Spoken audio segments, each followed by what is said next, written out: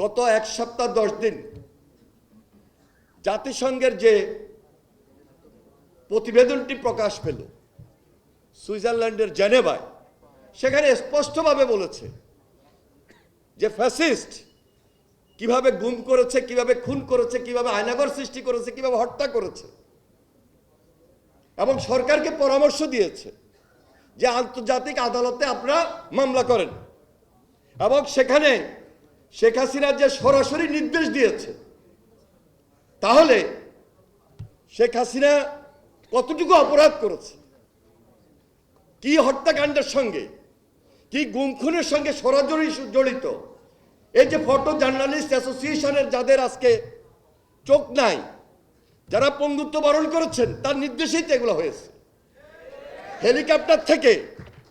Helicopter থেকে যে গুলিবর্ষণ করেছে, জুলাই আগস্ট যে আন্দোলন সর্বশেষ, সেখানে যে 1400-র উপরে খুনের কথা বলা হয়েছে, সরাসরি হত্যার নির্দেশ সে দিয়েছে। আমরা আগেও বলেছি, অনেকগুলো মিটিংয়ে বলেছি, আমি গতকালকেও বলেছি, হয়তোবা সব বিচার তারা করতে পারবেন না, কিন্তু বিচার আমাদেরকে করতে হবে। বিচার ছাড়া এই দেশে অন্য কিছু এই জাতি মেনে নেবে না। তাহলে এই আস্থাটা কার উপর, এই বিশ্বাসটা কার উপর? বিএনপির উপর এবং বিএনপির নেতা জনাব তারেক রহমানের উপর। এই কারণে এই আস্থা, এই বিশ্বাস যে বিএনপি গণমানুষের দল, বিএনপি জনগণের দল, এবং বিএনপির পক্ষেই এই বিচারগুলো করা সম্ভব এবং বিএনপি করবে, এই কথা আমরা আজকে বলি। জাতিসংঘ যে প্রতিবেদনটুকু দিয়েছে, এটা আগামী পাঠ্য পুস্তকে যেন নিয়ে আসা হয়।